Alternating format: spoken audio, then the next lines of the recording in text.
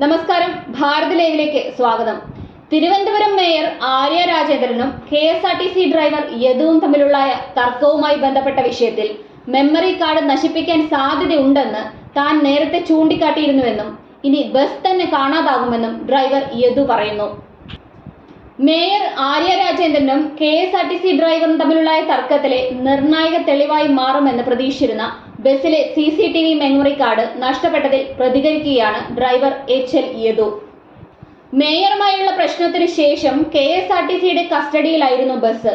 ഡിപ്പോയിൽ ഒതുക്കിയിട്ടിരുന്ന ബസ് താൻ കണ്ടിരുന്നു. ഇപ്പോഴാണ് പോലീസ് ബസ് പരിശോധിക്കുന്നത്.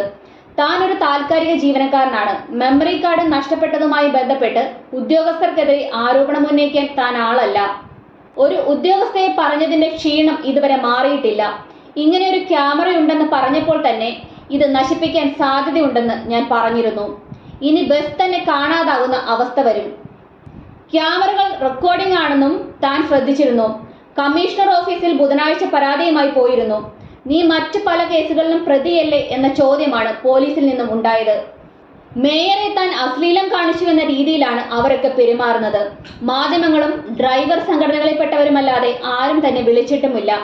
KSRTCയുമായി ബന്ധപ്പെട്ട ഒരു ഉദ്യോഗസ്ഥനും വിഷയത്തിൽ താനുമായി സംസാരിച്ചിട്ടില്ല.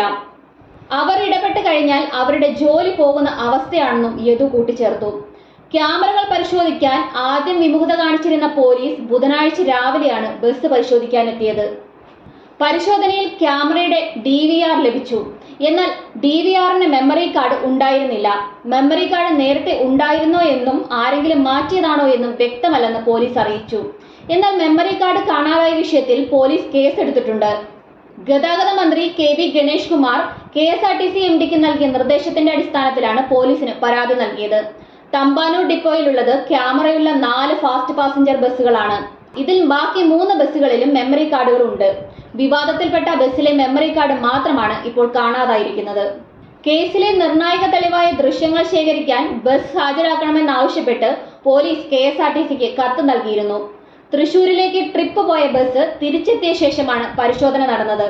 എന്നാൽ ബസ്സിൽ മെമ്മറി കാർഡ് കാണാതായത് സംശയം വർദ്ധിപ്പിക്കുകയാണ്.